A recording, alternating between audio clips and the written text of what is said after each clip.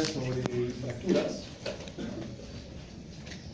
Es un tema un poquito extenso de repente. Vamos a tratar de hacerlo más ágil y con algunos ejemplos, pues, ¿no? para practicar un poco todas las partes de las clasificaciones. Bueno, la fractura, como vamos a ver luego, no solamente es la pérdida de continuidad con el hueso, que es la definición común, habitual, ¿no? Sino es una cosa más compleja, ¿no? Es toda una enfermedad, ¿no? Para que se fracture un hueso, no solamente se fractura el hueso, se golpea, se contunde la piel, el músculo, los ligamentos. No es tan sencillo como que se rompió el hueso y punto, ¿no?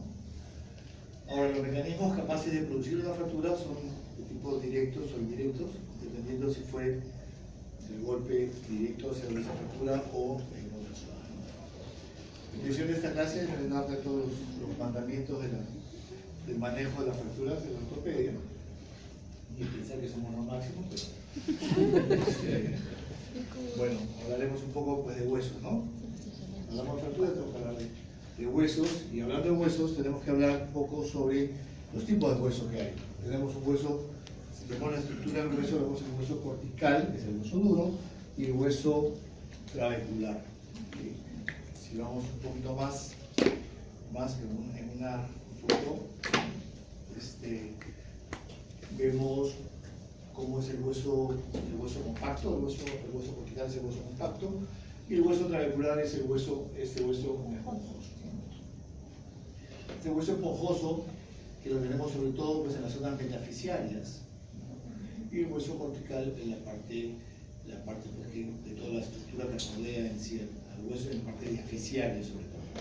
Como vemos acá, las trabéculas son de esta forma, en una fotografía electrónica.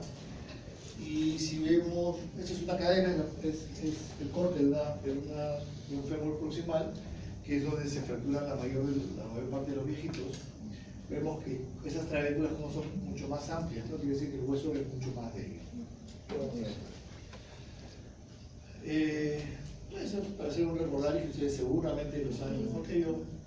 La anatomía del hueso, vemos la parte del periósteo y el hueso cortical, y lo que rodea acá, lo que va por dentro, es el hueso esponjoso.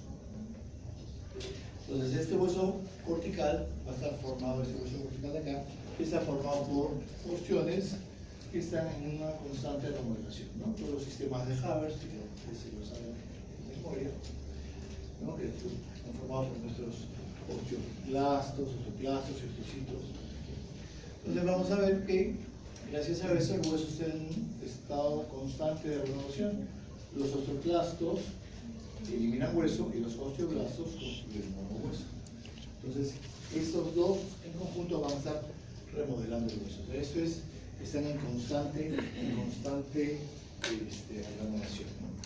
Entonces, por eso no sé si ustedes habrán escuchado hablar de las fracturas por estrés. Las fracturas por estrés son las fracturas por fatiga ósea, en la cual un deportista, que ahora está muy de moda correr, por ejemplo, ¿no? Gente hace jogging ahora y corre por el bosque, muy nice es correr. Entonces, corren mucho, no corren con las zapatillas adecuadas o la superficie adecuada y no les encaja su cuerpo. Entonces, cuando presentan dolor, es porque están teniendo probablemente una periostititis o una fractura por estrés. ¿Qué significa? Que le están dando más trabajo al hueso y no le están dando tiempo a esa remodelación. Entonces, como no le dan tiempo a esa remodelación, se hace una fisura y ahí se puede convertir eso en una fractura completa. Entonces, como les decía, juntos esos osteoblastos y osteoclastos van a remodelar el hueso. Esto téngalo bien presente, ¿no? Las fracturas curan solas, normalmente. Las fracturas, el hueso que se fractura, si nosotros lo dejamos sin tratamiento, va a tender a consolidar. Va a tender a consolidar porque, como vamos a ver ahora en la cascada de la consolidación, desde el hematoma es que se construye el tallo óseo. Entonces, si nosotros dejamos sola la fractura, va a tender a consolidar. Lo que pasa es que va a consolidar seguramente en una posición viciosa, ¿no? Entonces, el callo es una respuesta normal, natural, del hueso vivo al poco movimiento de los fragmentos. Y esto es para que vean cómo el hueso cura solo, ¿okay? Miren esas fotos de esos fémures, ¿no? Sueltan, al final sueltan, pero si no les hacemos nada, sueltan como una consolidación viciosa. Y por eso que antiguamente, en esta época, antes del aprendimiento de lo que es la osteosíntesis, el manejo quirúrgico de las fracturas, había muchos pacientes con este tipo de limitaciones, ¿no? Había muy poco, todos tenían algún acortamiento o alguna cojera de todas maneras, ¿no? ¿Okay? Entonces, dicho esto, debemos conversar un poco sobre lo que es la consolidación. La consolidación, vamos a tener dos tipos de consolidación. La consolidación del hueso de forma directa y la otra indirecta. La indirecta es cuando nosotros veamos una radiografía, vamos a ver un callo óseo. Ven acá y dicen, ah, ya está consolidado. Pues es una consolidación indirecta. Y la consolidación directa es cuando veamos en una radiografía y no vamos a ver ningún tipo de callo. Va a estar completamente continuo, ¿no? Pero para esto necesitamos requisitos de vascularidad y estabilidad. Tenemos que tener estas dos cosas. Una capacidad biológica que le va a dar la vascularidad al hueso y a todo este proceso. Y nosotros ponemos la parte biomecánica y le vamos a dar la estabilidad que necesitamos. Pues puede sonar un poco enredado, pero luego lo van a entender mejor. La cascada de la coagulación. Se produce una fractura, el hueso cuando se rompe sangra. ¿Sí? ¿Dónde se produce la sangre? En el hueso, la médula ósea. Entonces el hueso sangra. Para nosotros todos, el hueso sangra, se forma un hematoma y empieza a formarse el tejido de la anulación.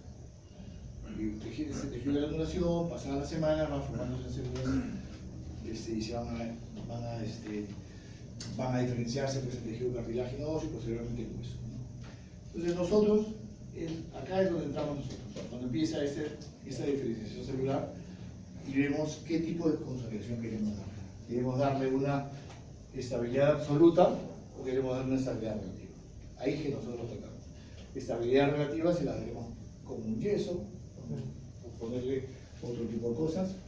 Y la estabilidad absoluta es operarlo, abrirlo, ponerle placas, tornillos y fijarlo, pues así, como armar el rompecabezas completo, ¿no? Entonces, eso nos va a dar una consolidación interna. Esos son los dos tipos de estabilidad y los dos tipos de consolidación, y eso lo van a escuchar durante todo el ciclo. Son las nuevas formas de manejo de las fracturas, el manejo actual, están esos dos tipos de estabilidad, ¿no? La parte de fracturas. Si hablamos de estabilidad, la estabilidad tiene que ser el grado de inmovilidad que hay entre los fragmentos. Puede haber una inmovilidad total cuando están totalmente pegados, puede haber una inmovilidad parcial y una situación en la cual no haya ninguna inmovilidad, ¿no? Que haya una inestabilidad completa. Entonces, cuando hay una inmovilidad, cuando no se mueven los fragmentos para nada, nosotros los juntamos y no se mueven, los juntamos con placas, tornillos, esa es una estabilidad absoluta. Cuando nosotros solamente le ponemos un fijador, le ponemos un clavito, es una estabilidad relativa, lo van a ver ahora. Y lo otro es no hacerles nada y que queden como esos fémures que estaban ahí, que quedaban inestables y pegaban mucho. Entonces, la estabilidad va desde lo absoluto, ¿no? Que es una consolidación directa, hasta la inestabilidad, que viene a ser la pseudoartrosis. Ya han escuchado hablar de lo que es una pseudoartrosis, cuando hay pues, una falla en el proceso de consolidación, pasando por la estabilidad relativa, que es la consolidación indirecta con el callo. Suena un poco enredado, pero lo vamos a entender más bonito luego. Hay cuatro tipos de fuerzas que se ejercen sobre un hueso diafisiario. Una fuerza vertical, que es una carga axial. Hay los momentos flexores, una flexión anterior-posterior y otra hacia los costados, lateral, y unas fuerzas de torsión. Entonces nosotros cuando vamos a manejar las fracturas vamos a darle la contra a esas fuerzas. ¿Okay? Por eso tenemos que nosotros tenemos que entender el mecanismo de lesión de las fracturas para poder hacer lo contrario, poder darle la estabilidad y el manejo que se requiere. Hay diferentes tipos de fracturas, tenemos desde las abiertas o complicadas, las cerradas o simples, que no son tan simples, múltiples o minutas, o fracturas incompletas, que son clasificaciones muy básicas, muy genéricas, ¿no? y según su mecanismo de producción, que pueden ser directas o indirectas. Esas indirectas les decía que puede ser por compresión, por flexión, por cizallamiento, por torsión. Hay mecanismos que no son muy de alta energía, que son estos mecanismos de torsión. Pero muchos viejitos se fracturan así. Están parados, giran así, crack. Un hueso ya es osteoporótico, es débil, y ese es el mecanismo de torsión y se fractura. O también por tracción es el otro tipo de mecanismo. Y según el patrón de interrupción, pueden ser completas o incompletas. Las incompletas generalmente son las fracturas de los niños, ¿no? Las fracturas en tallo verde, las fisuras. La fisura no es otra cosa que una fractura incompleta. ¿Sí? Cuando usted le dice, no doctor, pero es que solamente es una fisura. No, la fisura es una fractura. Es una fractura incompleta, que no se ha desplazado, pero es una fractura que hay que tratar y hay que dejar sea conservadora quirúrgicamente. Y el torus, que es como un rodete, cuando el hueso de los niños es mucho más elástico y se hace como una compresión y se hace un halo alrededor del hueso. Hay que tener un poquito más de acuciosidad al ver una radiografía. Es un mecanismo de fractura también, y sobre todo clínicamente pues hay dolor. Y las fracturas completas, que pueden ser simples, diminutas o desplazadas, ¿no? Eso es una fractura simple de fémur, transversa, por el tipo de trazo, que es totalmente transverso. Esto es una fractura del fémur también, con varios fragmentos, ¿no? Entonces es una fractura con minuto, tiene más de 2 fragmentos. Esa es una fractura espiroidea, lo que les decía, el paciente probablemente caminando o en su casa, se le quedó el pie fijo, hizo un movimiento de torsión y se fracturó. Es una fractura espiroidea. Algunos ejemplos. Pero en realidad nosotros, aparte de que podemos describir una placa que vemos lisa, que es una fractura transversa, espiroidea, oblicuo, corta, oblicuo larga, de mariposa, esa es la descripción que nosotros le damos a una radiografía. Nosotros nos basamos en esta clasificación que es mundialmente aceptada, que es la clasificación de la O, que ustedes en sus hospitales ya tienen 2 días, ¿sí, no? Pero ya habrán escuchado hablar de la O, ya cogieron su manual a la O, ¿no? Entonces, la clasificación AO nos sirve, es súper útil porque es una clasificación alfanumérica, le damos números a los huesos y letras para ver el tipo de fractura, ¿no? Hablamos pues, más o menos el mismo idioma, con ciertas, obviamente siempre hay algunas excepciones a la regla. Entonces, siendo así, al número le damos el número 1, acá, al antebrazo el número 2, el muslo, fémur 3 y la pierna el número 4. Una definición de las fracturas de los huesos largos, ¿no? Y al segmento del hueso fracturado también le damos otro número. A las fracturas proximales le damos el 1, a las fracturas diaficiarias el 2 y las fracturas del tercio distal el número 3. Entonces hablamos que la 1 y 2, la 1 y la 3 probablemente sean las fracturas articulares, ¿no? Entonces, si tenemos el hueso y en qué parte del hueso, ahora vemos qué tipo de fractura es. Si la fractura es en la diáfisis, que son todas las números 2, las A son las simples, las B son las que tienen un tercer fragmento y las C son las multifragmentarias, que son las complejas, las seminales. Obviamente vamos siempre de mayor a menor complejidad. Y si hablamos de los trazos, de los extremos de las metáfisis y articulaciones, tenemos que las fracturas tipo A son las que no comprometen la articulación, ¿no? Las tipo A no comprometen la articulación, como están de acá. Las tipo B, que son parcialmente articulares, porque esa parte está fracturada y el resto de la articulación sí se continúa con ella. Y las tipo C, que son totalmente articulares, porque estos dos fragmentos de la articulación están separados del otro. ¿Okay? Es muy simple para que ustedes lo puedan entender. Este es un ejemplo que es un poco capcioso. ¿Esto qué es? No, es un fémur, ¿no? ¿Qué número sería? 3, 2, es una fractura deficiente. Acá viene la duda. ¿Es una fractura simple o es una fractura en cuña? Yo la verdad que la veo en cuña. Para mí sería una B.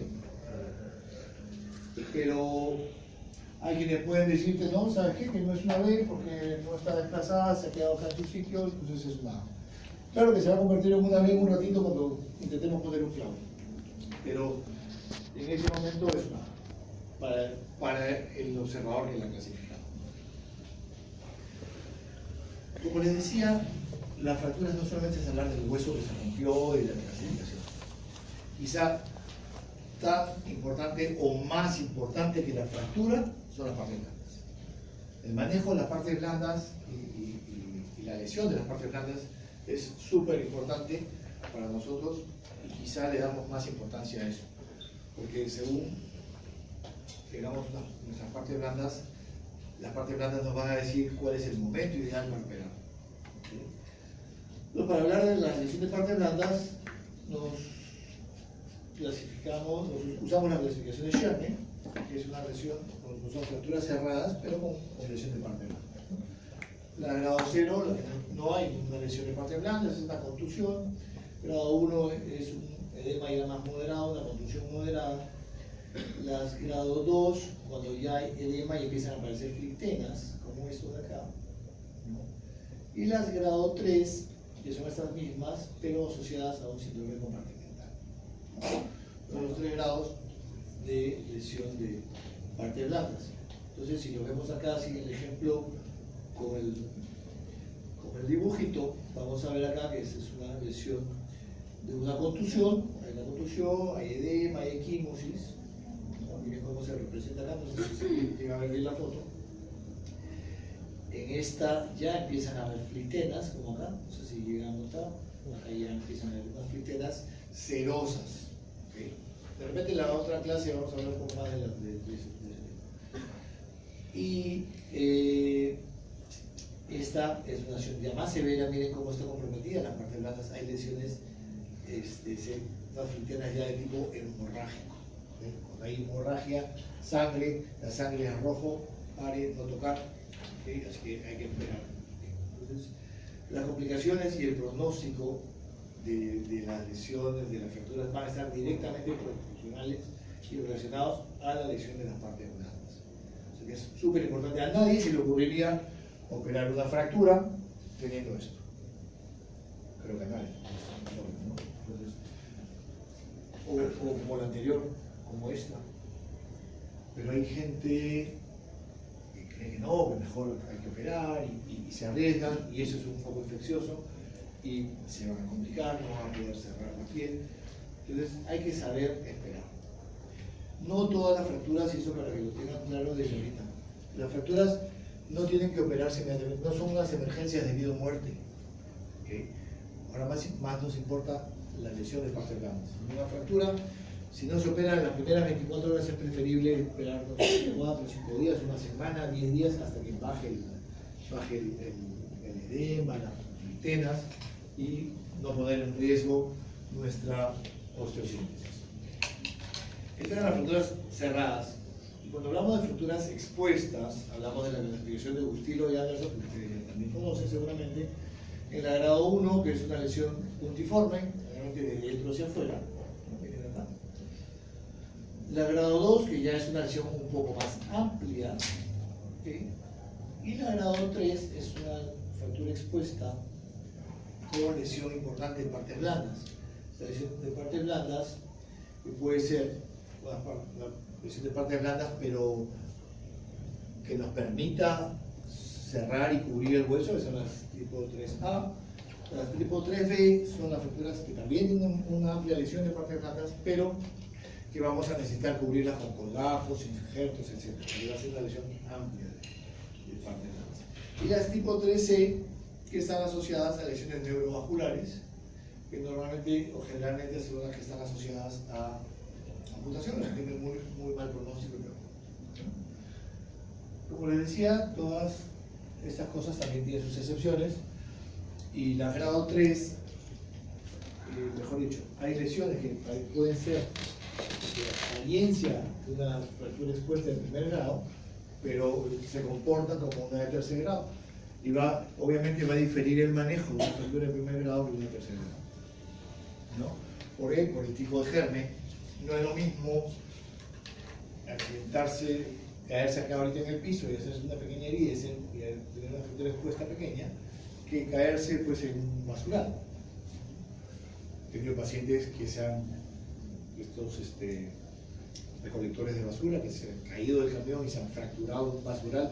Obviamente puede ser una exposición pequeña, pero ya se comporta como una fractura de grado 3 por el tipo de germen que es súper agresivo. Entonces es importante eso, ¿no? ¿Dónde fue la lesión? Si fue una lesión por arma de fuego, una herida por arma de fuego generalmente es una lesión chiquita. El orificio de entrada y de salida de un proyectil de arma de fuego puede ser muy pequeño, pero no nos podemos guiar por el tamaño de la lesión de la piel, sino de la lesión que causa adentro. ¿Sí? Por eso que hay algunas excepciones. Igual, si una fractura expuesta llega a nosotros con más de 8 horas de exposición, 10 horas, ya hay que considerarla como una fractura de tercer grado, porque eso se va a complicar. Y si hablamos de fracturas expuestas, aprovecho para hablar de lo que es la fijación externa. La fijación externa es utilizada normalmente, hay mucha controversia en esto, la fijación externa se usa para manejo temporal de las lesiones, de las fracturas expuestas o algunas lesiones importantes. Es un manejo temporal. Ahora, en el Perú, en Coyique, ¿quién es de Coyique? Despierten a lo de Coyique. En Coyique seguramente van a usar fijación externa más que imaginar, por ejemplo. Tengo otro tipo de pacientes, tengo otro tipo de pacientes y otro tipo de recursos. ¿Okay? Sí, en Perú usamos la fijación externa en muchos hospitales como tratamiento definitivo, pero esto, ténganlo claro, porque es importante que lo tengan claro para saber la diferencia, debería ser utilizado solamente como manejo temporal. Una vez que se mejoran las partes blandas, pasar al tratamiento definitivo. ¿Ustedes van al 2 de mayo? ¿No? ¿Nadie va al 2 de mayo? El 2 de mayo es uno de los hospitales pioneros de la fijación externa de Perú. Usaba mucho la fijación externa, ya ha cambiado, pero estaba el doctor Aiba, que es un tipo espectacular, que diseñó su propio fijador externo, pero ya él podía fijar externo a todo, la fractura de cadera podía fijar fijación externa. Pero era una alternativa económica muy barata para pacientes que no tienen recursos para comprarse un clavo, para comprarse un clavo. Entonces él ideó un fijador acá de construcción nacional y le fue muy bien, ¿sí? Pero es por pacientes que no tienen recursos. Pero esto es temporal. ¿Por qué? Porque miren las infecciones que se pueden hacer en el trayecto de los pines. Nosotros podemos estar llevando la infección de afuera hacia adentro. Podemos producir una osteomelitis.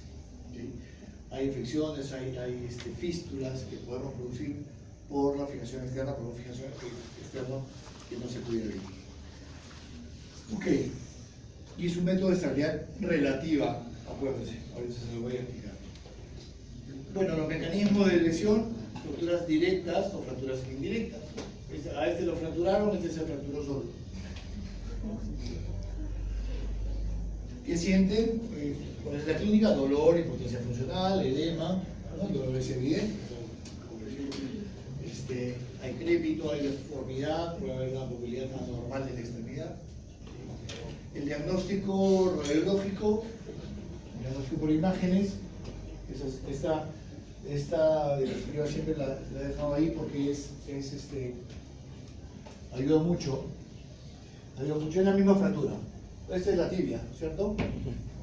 Es una 1, 2, 3, 4. 41 porque es el extremo principal. Es una fractura que compromete la articulación, para hacerse las más rápidas. Es una fractura que compromete la articulación. ¿Alguien la dejaría así? ¿Le pondría un yeso? Se podría manejar muy bien porque aparentemente no está desplazada. Está un poquito desplazadita. Le ponen un yeso y suelta. ¿Cierto? Puede ser. Pero si hacemos una tomografía, vamos a ver que tiene un hundimiento de la articulación hasta acá abajo. ven esto más blanco acá, son fragmentos articulares, todo esto hay que levantarlo. Entonces si nosotros le ponemos un yeso lo vamos a dejar con una secuela, una artrosis importantísima.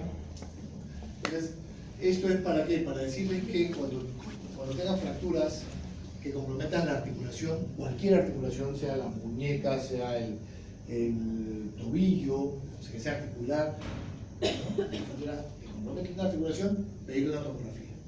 La tomografía ahora ya no es un problema, no es un examen tan caro, y es importante para poder nosotros planificar qué vamos a hacer, si vamos a necesitar un injerto de hueso, o si vamos a tener una placa, etc. Entonces, diagnóstico por imágenes es súper importante. Tratamiento. Huesero también.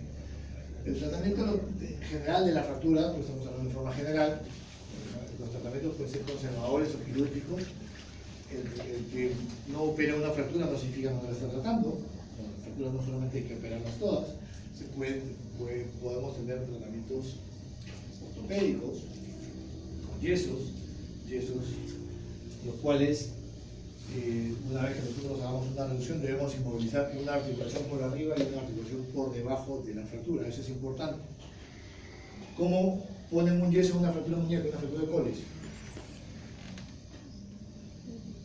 ¿De coles? ¿Qué yeso le pones?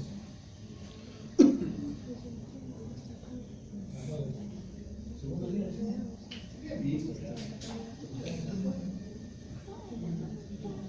La fractura de coles normalmente es la fractura de muñeca, que hay gente que he visto que ponen yeso hasta acá. Si uno pone un yeso por debajo del codo, puedes flexionar el codo, puedes hacer prosuspinación y puedes desplazar. Entonces, cuando uno tiene una fractura de la muñeca, hay que poner un yeso hasta arriba para bloquear todo esto, la flexión y la prosuspinación.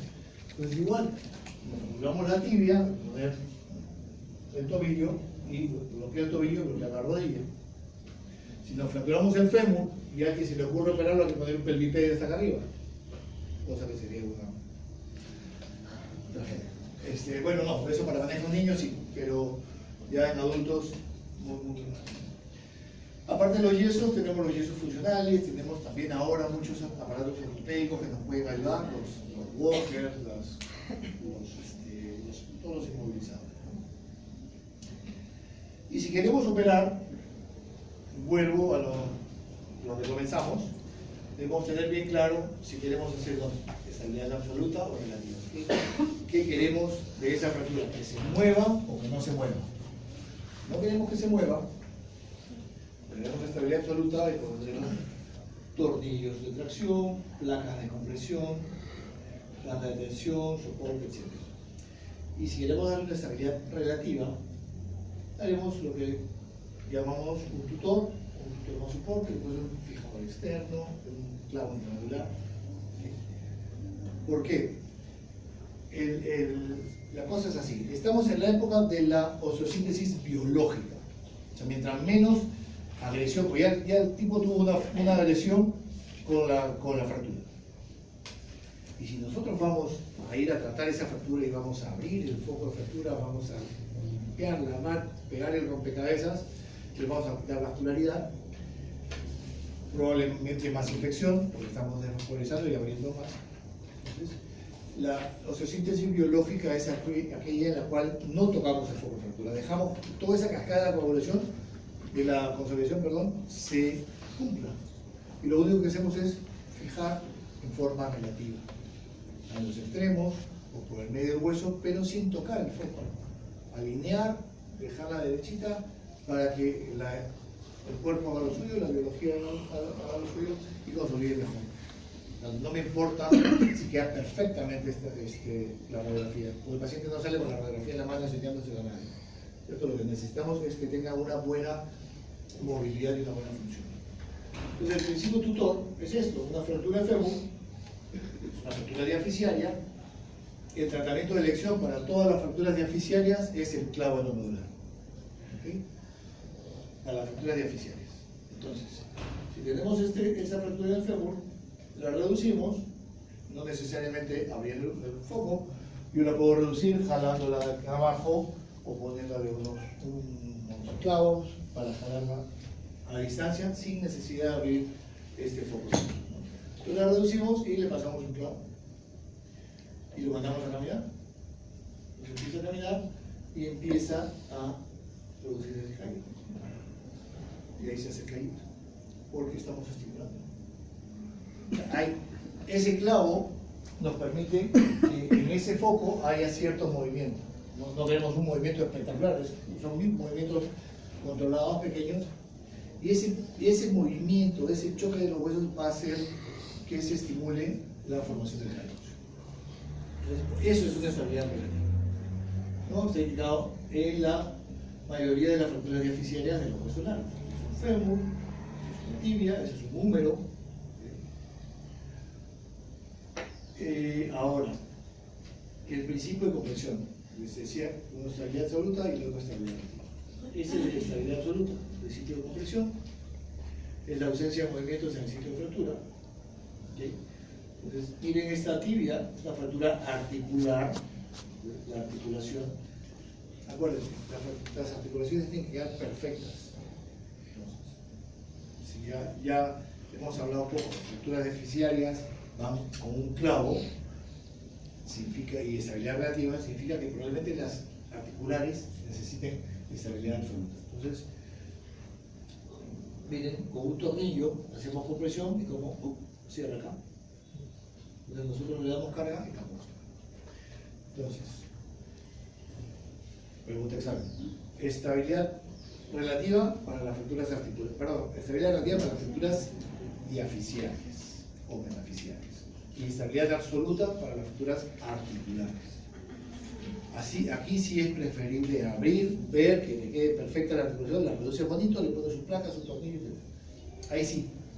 En la fractura diaficiaria no. En la fractura diaficiaria lo que queremos es darle más simplemente alineamiento y no quitarle vascularidad.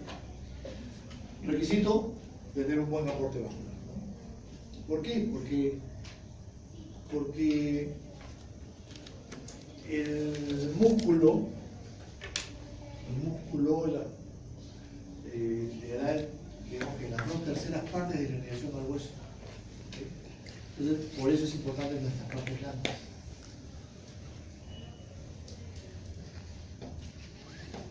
¿Cómo la manejamos? ¿Cuál sería la estrategia? Primero, ver qué tipo de fractura tenemos, cómo están nuestras partes blandas y qué tipo de paciente tenemos. Si es un paciente mayor, es viejo, es diabético, es hipertenso, camina, no camina, es zurdo, es diestro, todas esas variables van a influir en nuestra decisión de tratamiento. Si es fractura, ¿cómo es el trazo? Si es sencillo o es complejo. ¿Y qué parte? En la diáfisis, en la articulación. Entonces ya acá nos dirá, uy, si es en la diáfisis, probablemente sea estabilidad relativa, si es articular, estabilidad relativa. ¿En qué región? Si es en la diáfisis, lo que queremos, como decía, es restaurar el eje, dejarla derechita. Si yo pongo un clavo acá, va a quedar derechita de todas maneras. Queremos restituir la longitud del hueso y la rotación. No quiero que esté perfecto. Y eso se logra con una rotación individual. Con una estabilidad relativa, con un tutor externo o con un clavo. Y acá en la articulación, una reducción anatómica que quede perfecta. Para eso, la reducción directa es abrir y mirar. Absoluta, compresión interfragmentaria. ¿Cómo es nuestro trazo? Miren esto. Es una fractura muy compleja. Es una fractura de la articulación de la rodilla que se extiende hasta la metáfisis y la diáfisis hasta acá abajo. Entonces, acá, en la articulación de la rodilla le damos estabilidad absoluta. Lo tenemos bonito, que es lo que me importa, porque si no va a quedar con una artrosis severa y va a terminar en una prótesis en el hueso. Entonces, en la articulación, estabilidad absoluta, y en la metáfisis y diáfisis, estabilidad relativa. Anatómica, reducción del eje, reducción directa, reducción indirecta.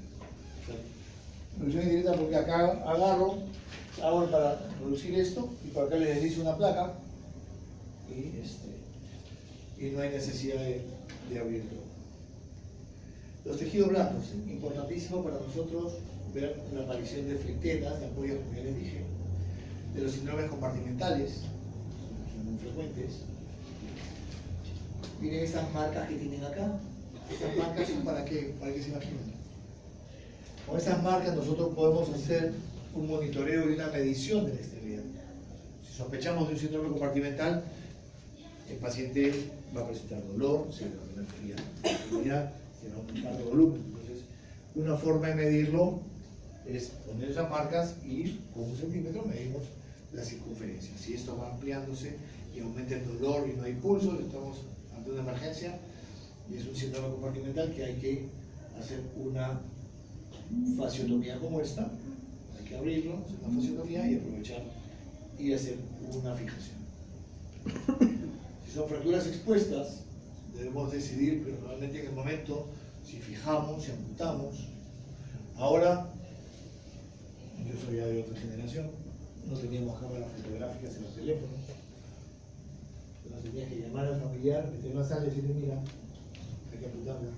Porque ¿qué pasaba? Que tú hacías lo que tenías que hacer y venían y decían, oye, pero doctor, ¿por qué no se abrió la pierna? ¿No has visto cómo está? Pues ahora por lo menos ya nosotros podemos, y ustedes obviamente pueden documentar sus pacientes, no les tomar foto de la cara, pero pueden tomar una foto de la lesión, que es súper importante, ¿no? Para poder también salvarnos de algún tema legal. Entonces, debemos tomar buenas decisiones, si vale la pena intentar arreglar esto, pues son cirugías todos vamos a intentarlo, podemos intentar poner injertos, colgajos, revascularizaciones, pero son cirugías muy largas, muy costosas y a veces con muy malos resultados. Entonces, a veces es preferible amputar de primera o segunda intención. Fracturas expuestas, fracturas expuestas a nivel de la rodilla. Y acá viene el concepto del control del daño ortopédico. Lo vamos a ver seguramente, lo van a ver en el seminario de politraumatizado, que es esta semana, es el primer seminario. El control del daño ortopédico es importante. El paciente politraumatizado, lo que queremos es fijarlo temporalmente hasta que esté estable y luego hacer sus simples y definitivas. Entonces, primero hacer una reparación transitoria con fijación externa y luego tardíamente hacemos la fijación. Entonces, esto va con el tipo de paciente que tenemos. Si es un paciente que tiene un trauma aislado, como este viejito que se cae de la bicicleta y tiene esa fractura de fémur. Entonces, acá le ponemos una tracción, una fijación externa o un clavo. Es una fractura aislada, el paciente aparentemente saludable, pero es un paciente mayor. ¿Qué haríamos? Fractura diaficiaria. Claro, de frente, ¿no es cierto? Una tracción, son opciones de tratamiento. Una tracción, que también vamos a hacer seminarios de tracciones esqueléticas, cutáneas, etc. Una tracción se le pone a un paciente en el cual le vamos a diferir la cirugía. Pero si el paciente lo vamos a operar inmediatamente o al día siguiente, probablemente no vale la pena hacer una tracción. Fijación externa, si esa fractura expuesta, de repente hacemos una fijación externa. Pero si es una fractura aislada, tenemos un clavón total. Y esto a diferencia de un politraumatizado, que puede ser un paciente más joven, que se saca la mugre, se cae a un abismo y tiene esta fractura también. Acá seguramente no tiene solamente esta fractura, tiene varias fracturas. Entonces, a esto me refiero con el control del daño ortopédico. Paciente en cuidados intensivos que tiene múltiples fracturas, hacer fijaciones externas para estabilizarlo, el paciente mejore su condición, salvarle la vida, esté en condiciones luego de ir reparando cada fractura en su momento. Uy, la evolución de los residentes, empiezan así todos atléticos y terminan panzones. Bueno, a ver si entendieron, ¿ah? A ver, ¿qué son los osteoclastos?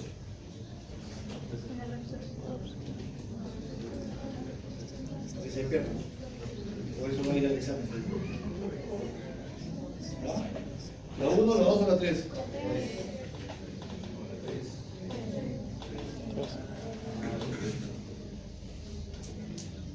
Factores negativos que influyen en la curación de las fracturas. El daño severo de las partes blandas, la carga precoz del peso o movilización de la extremidad.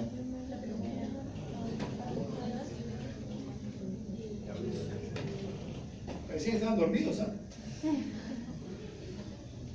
La curación indirecta de las fracturas se produce cuando se aplica estabilidad relativa, cuando se desarrolla cuando se aplica una placa de compresión o que requiere compresión interferencial. Parecía, ¿no? Y esto no estaba en las separatas del...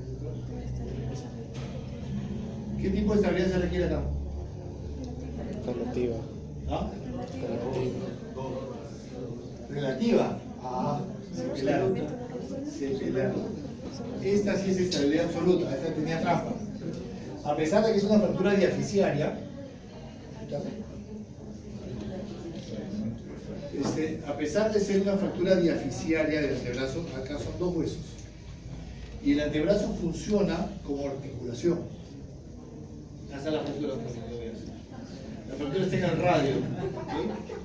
Está en el radio, no está en el cúbito. Pero, ¿qué pasa? Que el radio gira sobre el cúbito, ¿correcto? Si nosotros le damos una estabilidad relativa, puede hacer un callo óseo ahí, pero te queda acortado. Entonces vas a tener problemas en la muñeca o en el codo porque el hueso va a ser más corto. Y si es un callo grande, cuando rote, también puede chocar contra él. Entonces, las fracturas del antebrazo se comportan como fracturas articulares, así que necesitan estabilidad absoluta. ¿Qué más? Esto. Llegan a ver la pierna que está feita. La primera más importante al preparar esta extremidad es ¿qué cosa? Evitar el desplazamiento de la fractura, preservar el aporte sanguíneo o prevenir la infección. El aporte sanguíneo, la dosis. Sanguíneo, ¿no es cierto? Claro. Pero eso va obviamente asociado a una fijación externa. Nosotros podemos repararle la arteria, la vena, pero si no la fijamos, se vuelve a salir. Primero hacer la fijación y luego hacemos la reparación. Pero la idea es preservar el medio. ¿Ah, por aquí? Todavía tenemos unos minutos, ¿no? A ver, mujer, esas no están las separatas, esas son nuevas, en el Power. Mujer de 29 años, accidente moto. Fractura cerrada del fémur, no tiene transmisiones, la parte vascular, tiene una amnesia retrógrada por el golpe. ¿Qué tipo de fractura es? Fémur, 3. ¿3? Ya, 3, bueno, ya. Ya, mira, no sabes 3. 3-2, porque es la diáfisis. A, B o C. A o B. A. A ver, levante la mano quien dice A. Tú solo. ¿Y la B? Acá es que, por eso, a diferencia del ejemplo que les puse al principio, es muy parecida, ¿no? Tiene acá un tercer fragmento, pero sí hay un tercer fragmento. Ok, ve que B3, la B3 acá es una fractura con tercer fragmento, el tercer fragmento un poquito por minuto. Ok, ¿qué le hacemos acá? Estabilidad absoluta o relativa. Relativa. ¿Qué es esto? Un clavo era relativo, estabilidad relativa. Miren, un clavo en la AP, la lateral. A los 4 meses ya está haciendo callo, miren. Y se pone a caminar, miren el callo que tiene. Parecido, se lo puse porque es parecido al gráfico que les puse a la animación, que cómo iba haciendo el callo con la carga. Entonces miren, es muy parecido. ¿Okay? El paciente hace callo, empieza a caminar y hace su callo solo. Suelda en movimiento. A ver, ¿esto qué es? Otro accidente de moto. Fractura de... ¿Qué es esto? Dice húmero. ¿Qué hueso es este? Léalo, pues, húmero. Por lo menos. fractura de húmero cerrada sin lesión del nervio radial. ¿Por qué es importante lo del nervio radial? ¿Por? Dilo. Cuando se comprime tiene que entrar a cirugía para descomprimir. Claro, si está comprometido el nervio radial, probablemente ahí sí sea una indicación de hacer una osteosíntesis abierta y mirar y buscar el nervio. Por eso es importante cuando te dan el dato de que el nervio radial es intacto. Ok, entonces, ¿qué hacemos ahí? ¿Qué tipo de fractura? ¿Ah? ¿Es él? Uno. Dos.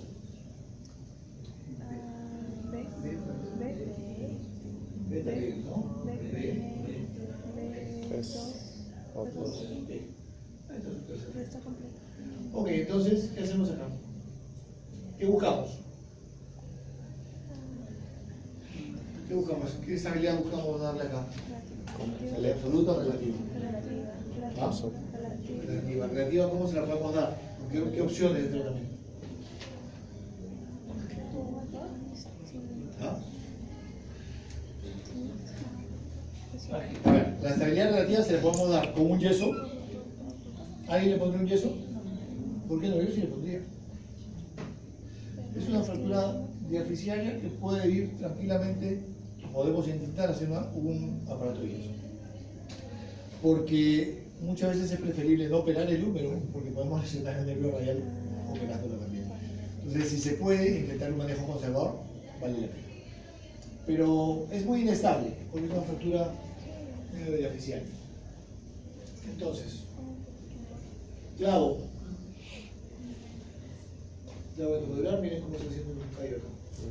Y con buen rango de movimiento. Eso es un clavo retrógrado. Fíjense, la punta del clavo está hacia la cabeza, eso significa que entró por acá abajo por el codo. Una más. Varón de 37 años. Fractura diaficiaria de tibia. 4, 2.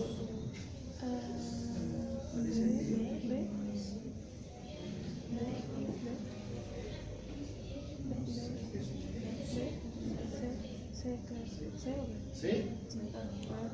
Una fractura simple. ¿Dónde es el pedacito?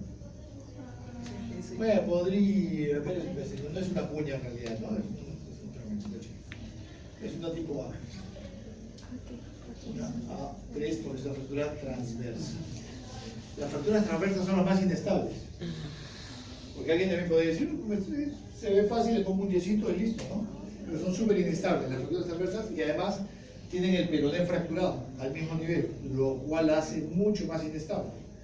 Hay fracturas de la tibia que tienen el peroné intacto, entonces le da algo más de estabilidad. Ok, ¿y qué le hacemos a este?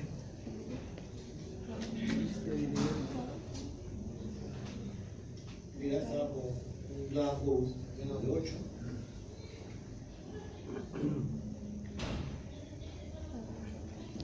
¿Qué le hacemos?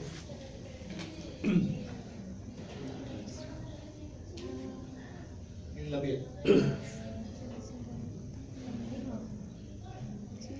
Está la piel brillosa, aumentar el volumen, roja. Miren la parte blanca como está.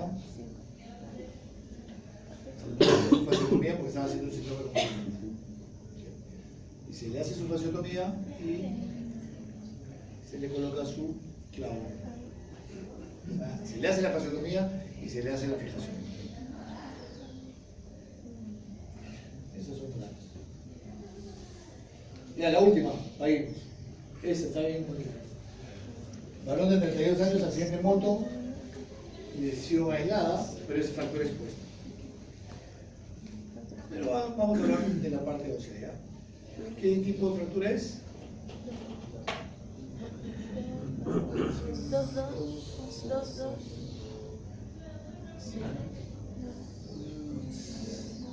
A.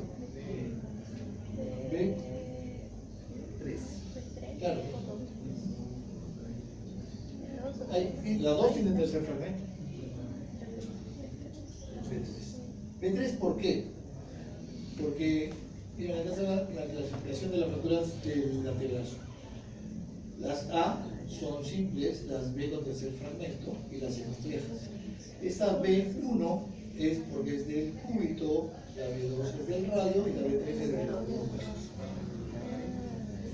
Ok, ¿qué le hacemos entonces? ¿Ah?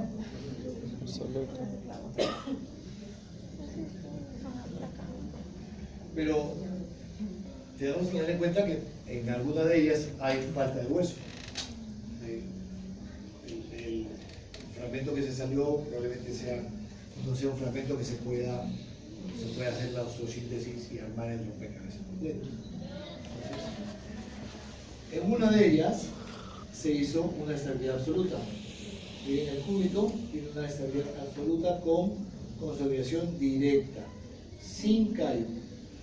Y esta, en el radio, se le colocó una placa, pero una placa puente, o sea, simplemente se puentea, la fractura no se toca y solamente se alinea.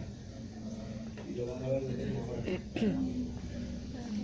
Sin callo, con callo. ¿No se llega a ver el callo? Acá hay callos. Todo esto, acá había un fragmento suelto que se ha hecho. Muy bien. Listo. Sofía. Vamos. ¿Más tiene? ¿Sí? Ah, sí. Así que venía acá. A ver, esta de acá. Varón de 22 años.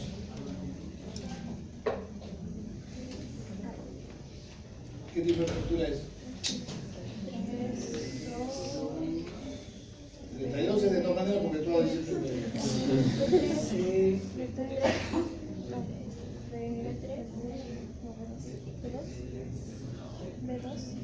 Yo la veo como B. B, la veo como B porque tiene un tercer fragmento. Salvo que alguien me diga que hay.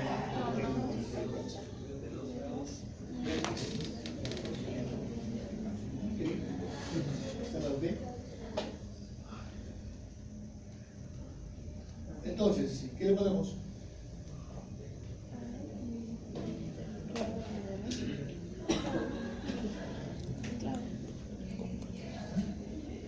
¿Función abierta o cerrada?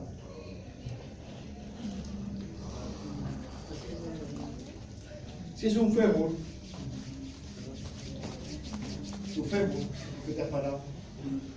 Es tu fémur. Si te abren quieren reducir la fractura del fémur, tienen que hacerte un corte en la diáfisis, en todo el músculo, y con la masa muscular que tienes, porque eres deportista seguramente y eres atlético, van a patalear para poder llegar al hueso y van a desperiostizar todo. ¿Cierto? Entonces, pregunta, ¿función abierta o cerrada? Cerrada. Cuando hay que hacerlo, hay que hacerlo, pero en lo posible haremos una osteosíntesis, una reacción indirecta, ¿no? Podemos usar mesas ortopédicas como esta para traccionar. Es una mesa ortopédica, no sé si ya la visto en los hospitales. Es una mesa ortopédica que acá hacemos tracción de la extremidad, una tracción lineal, la cual va a ir traccionando y haciendo que los fragmentos, pues, quitándole los soportamientos. Pero eso no nos quita las flexiones ni las rotaciones, a lo cual sí tenemos que seguramente hacer algún artificio para poder modular. Entonces acá le pusieron su clavo endomedular. Miren que al colocar el clavo, se abrió todo. Pero eso queda ahí porque eso va a ser una consolidación secundaria, ¿no es cierto? En el callazo que tiene el reloj. Eso es lo que. A ver, está bonito. Solamente tenemos la imagen lateral. ¿Qué les parece? ¿Qué fractura es?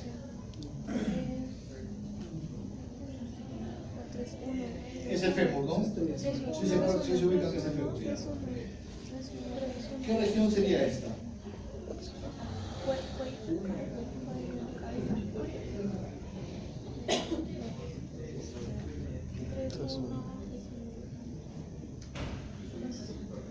13 de todas maneras porque es el fémur. 1 es proximal, 2 es diaficial. ¿Okay? 1. Las 31 son las fracturas de cadera. ¿Okay? Son del fémur proximal.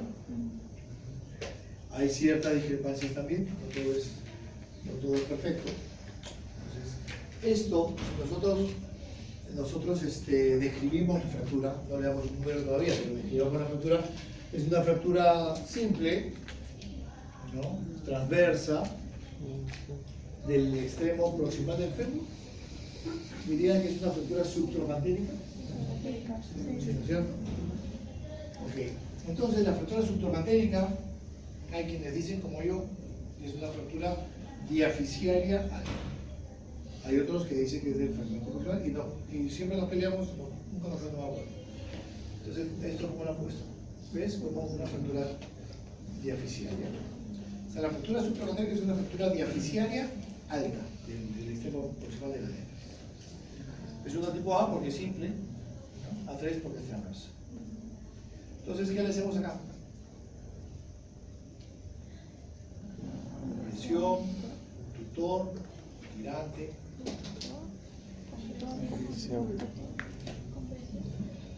¿Cómo lo hacemos? ¿Abierto o cerrado? Cerrado. ¿Con mesa de tracción o mesa simple? Sí. ¿Oye que tienen mesa de tracción? Ahora cada vez más hospitales tienen, antes era...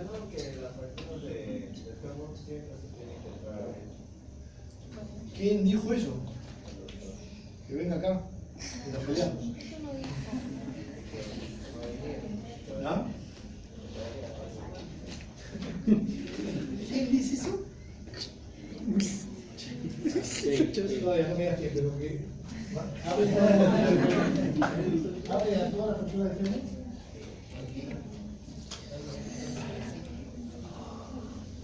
Ah, no. A operar, no a esto, Se abre a un operar. poquito, es una reducción indirecta, ¿no? Porque Hablar de es ser- igual a solo, como que se Estamos en la época de la mínimamente invasiva, de la resistencia ginecológica. Menos daño. Sí, eso también se antiguamente lo sabía. Yo cuando era residente también habíamos las caderas y pues, sangraba un montón y te demoraba 3 horas. Ahora estas fracturas las podemos manejar en forma diferente. Si tenemos una mesa ortopédica, genial, porque nos puede ayudar. Si no, igual se abren, pero mínimamente. Igual, como esta mesa de tracción. Lo que pasa es que en una fractura de estas, no solamente se trata de jalar, ¿ya? Tenemos que ver qué fuerzas musculares actúan sobre esa fractura. En esa fractura del fémur proximal se ha fracturado y ahí se ha insertado ¿qué cosa? Está insertado los glúteos, está insertado el psoas ilíaco, que hace que las flexiones se vayan para arriba. ¿Sí? Entonces, no se trata que tú, por más que lo jales linealmente y tengas al residente y al alumno de la Ricardo Palma jalando, no va a reducir, porque el fragmento proximal se va a ir para arriba. Entonces tienes que bajarlo con algo. Entonces, no es simplemente jalar y punto, ¿no? No es tan fácil, no lo hago. Hay que ver qué fuerzas actúan sobre esa figura. Entonces podemos utilizar algunas otras cosas para poder ayudarnos. Podemos poner un fijador externo. Un fijador externo y nos ayuda para jalar. Ese es un aparato que se llama distractor femoral, que es como si fuera un fijador externo que también nos ayuda a estirar y mantener, porque mantener la reducción es en un fémur, una persona grande, olvídate. Entonces usamos algunas cosas que mira los huequitos que hacemos, chiquitos, y por ahí entran estos aparatos. Entonces es un gancho hueso y un desentornillador, algún otro elemento que nos puede ayudar a reducir sin tener que abrirla completamente. Y estas son imágenes del arco C, claro, obviamente con trampa porque tienes que tener un arco C o un intensificador de imágenes que nos ayude, por supuesto. Si no tenemos eso, sí hay que abrirlo. ¿Qué usamos? Ese es un placas y ese es un clavo. Esto es lo que se le puso, un clavo, miren, la fractura, que es un clavo de la modular acá, y nos da estabilidad relativa. ¿Sí? Hay gente que puede poner una placa, pero a veces las placas también pueden fracturarse, ¿no? Hay placas que si se colocan mal y no hacemos la posición adecuada, pueden fatigarse y se rompen las placas. Hay indicaciones para eso. Muy bien. Perdón, esto para que no se confundan. Esto sí es estabilidad absoluta, porque si lo abrieron, le pusieron una placa y le pueden sostener el uso. Ok, la reducción indirecta tiene muchas ventajas porque es cerrada. No hay que abrir todas las fracturas. Debería ser profesor de Medellín.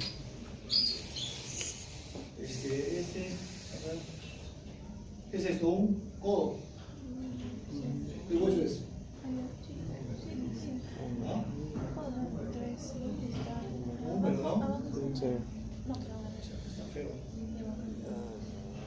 ¿Pediría más placas? ¿Fotografías? Es una fractura que aparentemente no llega a la articulación, aunque acá parece que sí, pero un trazo que llega a la articulación. Y si es articular, yo sí pediría una tomografía. Pero es una fractura bien difícil. Sí, mire, sí llega a la articulación, miren cómo está. Esas son unas oblicuas, llega acá a la articulación. ¿Y cuál es el truco para manejar estas fracturas? Son fracturas articulares que tienen que ser operadas, ahí sí de todas maneras, y hay que abrir. Miren lo compleja que es la fractura. Miren los fragmentos que tiene, entonces hay que abrirlo.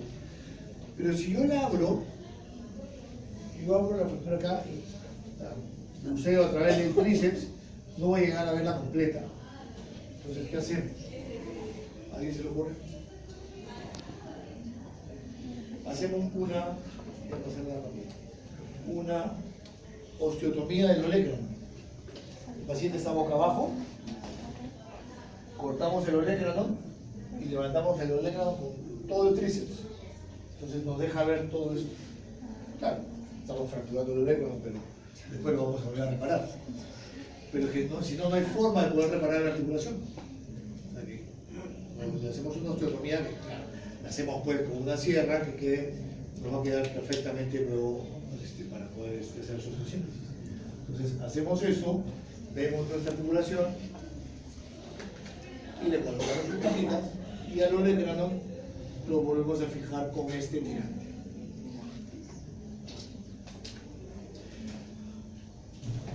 Es una fractura articular y esto suelda el movimiento. Este paciente al día siguiente, todos los pacientes que operamos debemos movernos rápido. Nadie, por lo menos no es la intención operar e inmovilizar. Es una aberración operar y poner un yeso. Y si es una fractura articular, peor todavía. ¿Okay? Buena función. Un excelente resultado. Muy bien, ahora sí ya me